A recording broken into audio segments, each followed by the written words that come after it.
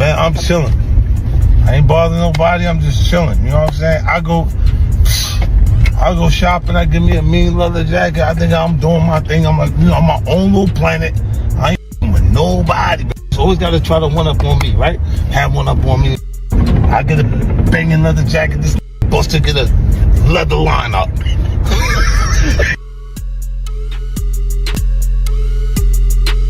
If Busta ever try to film me, hit you with no delay. So what you saying, yo? Silly with that 9 milli, what the devil, yo? Yeah, I do his better than him. He better not play with me. I will and perform Busta Rhymes show. Look, man, if they try to say that if you ever thought that the Busta Rhymes was better than me, you crazy. You crazy, man. You just looking at this. For weeks, loose clips and offhand remarks drifted through the digital space. But the documentary pulls them together into a single, unrelenting narrative that tightens around Busta Rhymes at the most unforgiving moment. What starts as casual talk about image, influence, and who set events in motion rapidly escalates into something far more serious. A public battle over legitimacy and reputation. Once the internet selects its target, the feed transforms into a ruthless trial with no authority, no structure, and zero restraint. And when perception outruns reality, the truth isn't just delayed, it's nearly erased. I'm just a visual artist. It's always been that. When Busta don't look like Busta, because Busta neck getting big and Busta belly is sticking out. Tell him to change too big. Whoa, man.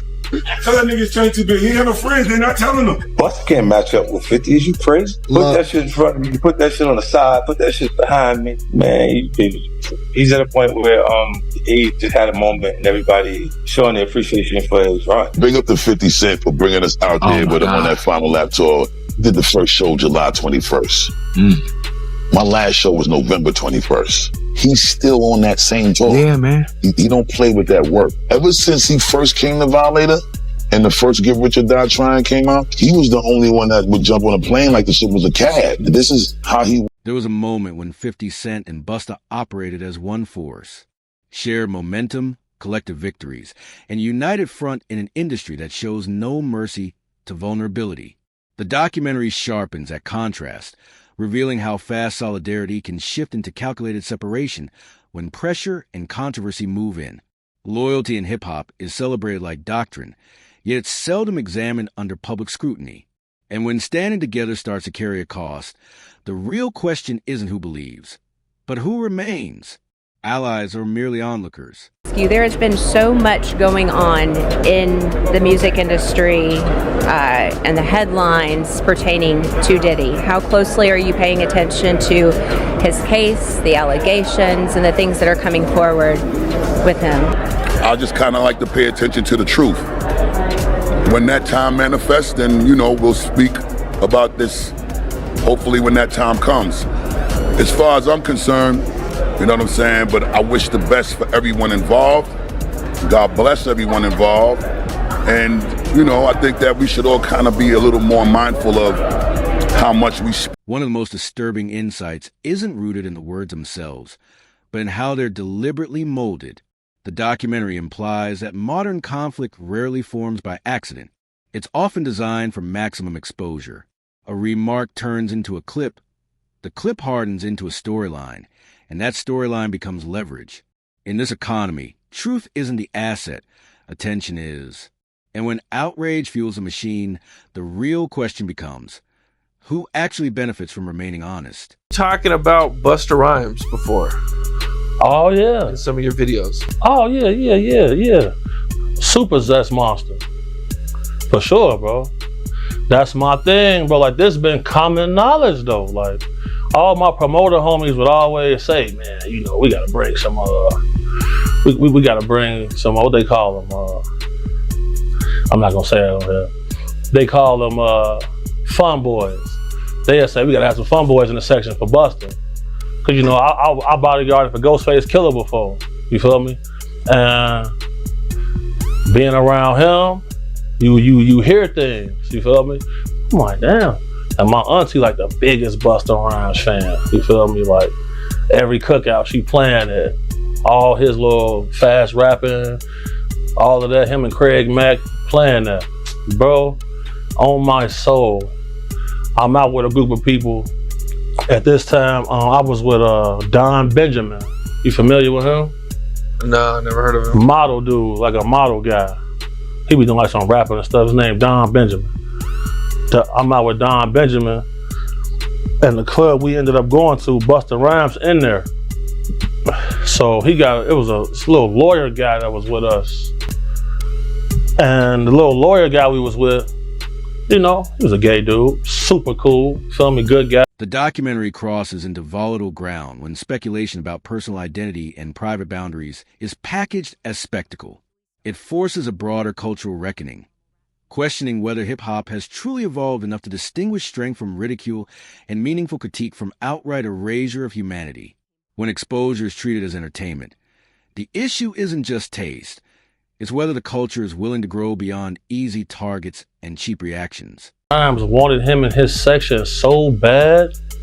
Like, what? Pulled him to the section, like through the rope, and tucked him off in the corner. So I'm looking like, well, he ain't come with us. Well, I know he was in the little group. So if I go out with somebody, like a group of people, I try to make sure everybody get there together and leave together. No, he stayed with them. He stayed in there with them, bro. For sure, bro. You ain't never heard about this before, have you? Bro, this common knowledge, bro. Like, if you in the mix, bro. If you in the mix, like I've been in the mix, you know this, bro. How long has it been like this known about Busta Rhymes? Well, I knew about this like in 2012. I knew about this in 2012. How can we think nobody else speaks up on it or says anything? Because, bro, these people admire these people so much. They want to make sure they in the section, they at the club, they at the video shoot, they can get backstage. That matter most to them. That matters so much to people. It's crazy. Like, but if you notice, like, it's countless videos of Busta Rhymes getting mad at females for just being girls. The damage goes far beyond reputation. It cuts into the social fabric itself, because stigma spreads faster and sticks harder than truth ever does. When perception is weaponized, a moment meant for laughs can ripple outward with real consequences, reshaping how someone is seen, treated, and remembered. And if a throwaway joke carries the power to derail a life, then it was never harmless material to begin with. It was influence disguised as entertainment. Time he go crazy, throw a drink on her and everything. See what I'm saying? Like, what? Why you getting mad at females? You go to these guys, they in the club, go to their section. It's all men in the section. That ain't weird to nobody. I'm going to the bar, sorry. Text me if it get dangerous. But there's all this club security in here, like nothing's finna happen. Nobody wanna kill you guys, bro. Like, when I get jobs from people who really got a threat on their life, I move way different. Nobody wants to kill these entertainers like that, bro. Like when I do my threat assessment, there's never an immediate threat of danger. It's never a situation that they're gonna tell me, oh, this person wants to murder me, or this person wants to bring harm on me. It's never like that. Them type of people be normal guys. So I hear somebody say, oh, he's cute, I want him. So when I heard that, I turned around like, man, did he just say that? Man, you got all this jewelry to attract some men in here? You wild. Shocked me. But sure enough. And that was the guy that Busta Rhymes pulled back? He pulled him into the section.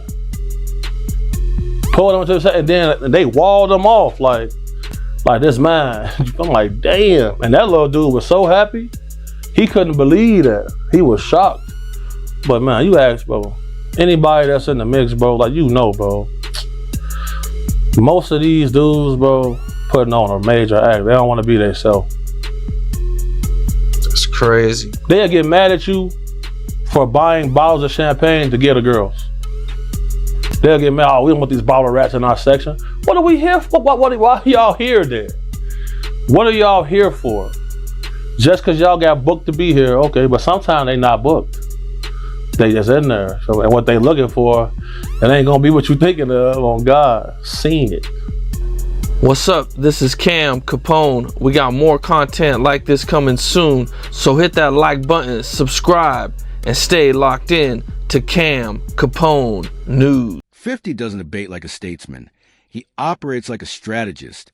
The documentary presents his approach as precise and deliberate. Rapid execution, sharp lines, and moments built for instant replay. He understands the harsh digital truth. The argument that spreads fastest often wins, regardless of depth. Once the audience is laughing, control of the narrative is already gone. But when humor is sharpened into a tool of dominance, the real question isn't who landed the joke. It's who gets to decide where the line is drawn. Rhymes came out, telling people to mind their business when it comes to Diddy, right? You gotta realize that Busta Rhymes and anybody in the industry could say what they wanna say and speak on what they wanna speak. They got a right to do that. Just like we got a right to. He can't tell nobody not to say this, not to say that, when he has the right to say what he want to say. And I guess that's why people coming out on Busta Rhymes saying he's zesty now, because he made comments like that. But I've been around Busta. I know Busta Rhymes. I don't never know him for being like that. But I don't know what other people see, and I'm not going to speak on that. Because I don't care about that. See, a lot of people, if that's all he could give to the people, then that's all he giving to the people. But not one time, did he speak on his relationship with Diddy? Has he been to the Diddy party? Has he been to the after party? Did he say, well, I've never been to an after party, so y'all gotta wait to speak on, y'all gotta wait to see what they talking about before y'all. Everything shifts the moment Diddy enters the picture, not merely as an individual, but as a representation of influence, reach, and a reputation that endures. The documentary treats his presence like a pressure point, instantly raising the stakes and changing how every move is interpreted. Busta's decision to advocate restraint around him splits public opinion. To some, it signals allegiance and respect for power. To others, it feels like caution rooted in consequence. In that space, the line between strategy and intimidation becomes dangerously thin. I can say I've never been to an after party. Have I been to the front door of the party? Yeah. Have I been to the after party? Nah, never. Never been to the freak-offs, huh? I mean, since I've been knowing you, you've been consistent about that. So, I believe you, man. But you heard about these reports that Diddy having a hard time selling his Hollywood home? It's not attracting any buyers? It probably wouldn't attract any buyers until after, a lot of times when tragedies happen and people be in those type of places with the energy going, it would be around 5 years before they go up on market and resell. Like if somebody murdered in the house, you got to realize they're not going to go in there and somebody say, oh shit, I want to be here, man. Motherfucker was murdered in here. You understand? Those houses may not go up to sell for like 5 years. Right. And what's going on with Tony Busby? I seen you make a comment saying that he might drop his cases. I think that's a misunderstanding. What I'm saying to you is that he's going to go with the cases that he know right off the bat that Puff is really probably ready to settle out because it's so strong and the evidence may be so strong against Puff that he don't want that to run through the public or let the public hear those things. As a lawyer, he's going to say, these cases are strong enough for me to get the quick grab money and go about my business. And then if he gets enough money off of that, he may not have to do the other cases. He may drop the other people. It depends. He's gonna go with his strongest cases. The documentary stops short of passing judgment, yet it pushes viewers to confront an uncomfortable reality: how frequently influential circles close ranks, whether in plain sight or behind the scenes. It exposes the subtle mechanics of protection, silence, and selective distance that surface when pressure mounts. And when a controversy expands beyond control, the response raises a defining question. Are people standing on principle acted with bravery, or simply choosing self-preservation over accountability.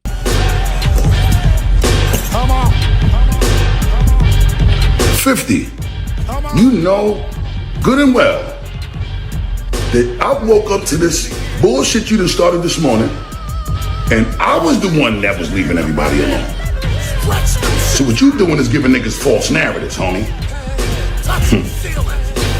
You talking about you just went to buy a leather jacket. You ain't bothering nobody. You left niggas alone. And I went and bought a leather fucking hairline. Well, let me tell you something, buddy. On some real G shit. Let me tell you something. You talking about that pimpin' curly that you was doing as a character? But no, you was doing pimpin' curly in real life too. Trying to look like Rico Suave or one of them niggas going down the red carpet at one of them movie shits that you was involved with.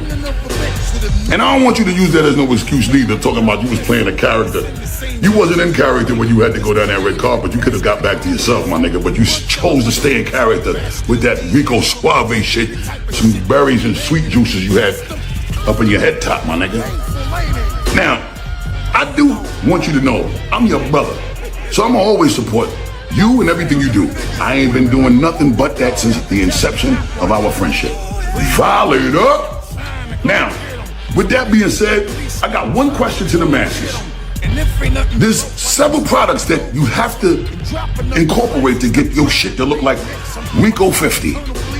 All right? Fuck Rico Suave. We talking about Rico 50. Let's see which one of the products that he used to get to looking like Rico 50. Was it this? Or was it this? Or was it this? Matter of fact, I think the real question is, did he blend all three of these shits to look like this? Chill. I got a grand prize for anyone that jumps in the comments, any consumer around the world that used to also use these products to help identify, doing a forensic deep dive and a research and a data analytics on those products to help us understand, was it a combined effort of all three, or was it a combined effort of two, or was it just one of them to get you to look like Rico 50? Now, with that being said, if you guess right what the blend was chemically for that motherfucking berry juice look for Rico 50, you might win a grand prize. Until then, just know, the blessings don't stop, so we gonna just keep this shit going as long as we need to, because if the blessings don't stop, I don't motherfucking stop, and we don't stop. Dragon season, bitches. Yeah. The documentary pinpoints the instant the mood flips, from humor to unease, from casual entertainment to hard scrutiny. Once viewers feel the tension, the dialogue turns ethical, and suddenly sponsors, peers, and collaborators are calculating exposure and risk. That's the harsh reality of visibility. Judgment moves at full speed, while understanding lags behind. And when the crowd pivots, the final question hangs in the air. Are they searching for accountability, or simply hunting for the next target? Brown. Back. What's up, bro? Back again. Yes, sir. Man, how you doing? I'm good. I had fun Saturday. It was amazing. I can't remember anything, but it was amazing. I appreciate you for allowing me to sit back with you for a second time, for the second interview, the second, what you guys say? Yeah, bro. Okay, that's what's up. Yeah. Well, what's going on with you? Okay, so I just got this opportunity, Orlando's World, from what I understand. We're supposed to be doing some cool things. That was an opportunity given to me from you and Flossie. Definitely feel like it's a opportunity to do a 6-month situation before we do the Orlando Brown show, because a lot of people don't want me to do the show per se. There is a Hollywood couch that I have not been on. There is a Hollywood couch that a lot of people spin on, and look forward to. Me personally, I haven't been looking forward to do that, but I'm definitely looking forward to do Orlando's World, the Orlando Brown Show, after we see how I handle the podcast. So we're doing a podcast. You're gonna have your own podcast on Cam Capone News. Me, you, Flossie. What can people expect? Well, it's the mind of the producers that invited themselves into my life. You got Flossie, got you. You guys have given me some great ideas. You know, what about you and Tekashi 6ix9ine going paintballing? What about you and Jamie Foxx just you know what I'm saying, just going doing whatever, just wine tasting or something. It's just it's a podcast, from what I understand, that will change the dynamic of podcasting, because everybody's sitting in their homes and they're getting an astronomical amount of Burger King money. If you work at Burger King, you can make this money sitting in your house if you have the right amount of material, or you have the right person sitting in front of your camera. So you can, anytime that person does well, you do well. Anytime you make some money, they make some money, but you make more. It's just a different situation. Any response to 50? He jokes a lot online. He posted the picture, the video. What were your thoughts? 50's my brother, but 50 also know I'm not gonna stop. The same way he not gonna stop, I'm not gonna stop. We both come from a family called Violator family, so we ain't got no problem violating, number one. And number two, I think the most important thing about this back and forth with me and him is that people don't lose sight of how important it is to have a sense of humor, and it not be some where your skin ain't tough enough to be able to keep it as fun and games. We grew up snapping on each other and joking with each other from elementary school to being grown men, and you did that with your friends. Now, if we wasn't friends, there wouldn't be no games to play, but we got love, and it's genuine love. So I can indulge in this and laugh. It's okay to have a sense of humor and not be emotional like bitches. You know what I'm saying? So 50, I'm coming for your ass, bruh. A dismissed lawsuit, reduced charges, rewritten headlines. On the surface, these moments can resemble redemption, even when they're purely procedural. The documentary points to a deeper modern blur, where process is mistaken for proof and momentum is confused with meaning. Legal developments get consumed like final judgments, while optics are elevated to facts. In that environment, clarity doesn't come from understanding the system. It gets buried beneath the speed of interpretation and the hunger for closure. Or Busta Rhymes was opening up for you guys at one point. Right. The U.S. part, I think, of the tour? Yeah.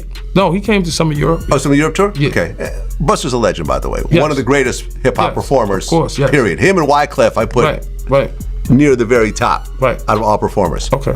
But recently, 50 and Busta were going, having a friendly back and forth. Oh, yeah, they put the picture. Yeah, I've seen, that's... And 50 put, Busta cannot wear this to humor harmony. Yeah, I mean, you know how 50 is, man. 50's crazy, man. It's all humor, man. That outfit is horrible, I seen Busta post something up? But you see, you know, 50's crazy. He could dish what he takes. So you fuck with him on who you think is the 5 people? Let's think of the 5 people I would never want to argue with on the internet. 50. Who would you say? Look, hold on. Let me give my 5. 50. Charleston White. Right? I've argued with him before. But he keeps going with Charleston White. Whack 100, you would say? Okay. Who else would you put there? I know 50, Charleston White, Whack 100. Who Kendrick Lamar? I'm just, you talking about Instagram. I mean, okay, Instagram. He's not an IG guy. You love Kendrick right now. You ain't fucking with Drake right now. Come on, we got to be able to go to Kendrick. I'm fucking with Drake. I'm a Drake fan. Nah, I feel like it was a good battle, man. It was a great battle. Okay, so I see where you're going with this. I'm saying 50, like social media. 50, you don't want to fuck with 50 on there. He'll kill you on the gram. I said Charles. But the law isn't a shortcut or a clever line. It's a measured process, and its outcomes almost never satisfy the public's craving for simple answers. Complexity doesn't translate well in a culture that prefers instant conclusions, so nuance gets flattened into narratives that feel decisive, even when they aren't. And when procedural outcomes are spun into proof of purity, the question sharpens. In a world driven by optics and speed, what does real accountability actually mean? 100 to put up your address and all kinds of shit. 1090 Jake. You think 1090? He'll put out some paperwork on you didn't even know existed. That's true too. Yeah. But that's a whole different thing. I'm just saying, like, Boosie. Yeah. Boosie will go hard at you. Yeah. Because remember, Boosie and Blue were going at it. Boosie.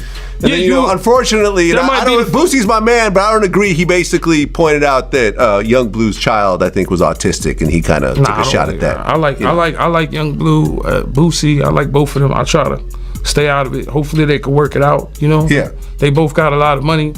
I kind of stay out of their issues, but if they fuck with Blue hard, and niggas fuck with Boosie hard, but you know, it's the industry. You just stay out the way. You stay out of people's beef. When I got beef, I don't expect nobody to jump in anything for me. Yeah, me too. It is what it is. It is what it is. Yeah. But you know how the industry is. You have to choose a side. Unfortunately. Right. And trying to be neutral sometimes gets you messed up on both sides. Right. Both people stop fucking with you by being neutral. Yeah, right. And people could look at it a certain way. That's like what you were saying with the game thing. Like, game at the By the end, the documentary makes it clear that the real conflict isn't 50 versus Busta, or even the looming presence of Diddy. It's the machinery that turns private history into public theater. Power circles, calculated silence, strategic alliances, and viral amplification fuse into a single reality where narratives are engineered, not discovered. Hip-hop emerges as more than sound or culture. Its influence and motion, strategy layered over rhythm. The tension lands hard and unresolved. Everyone claims to want the truth, but few can withstand its consequences. And when honesty threatens status, leverage, and survival, who is actually willing to speak out loud?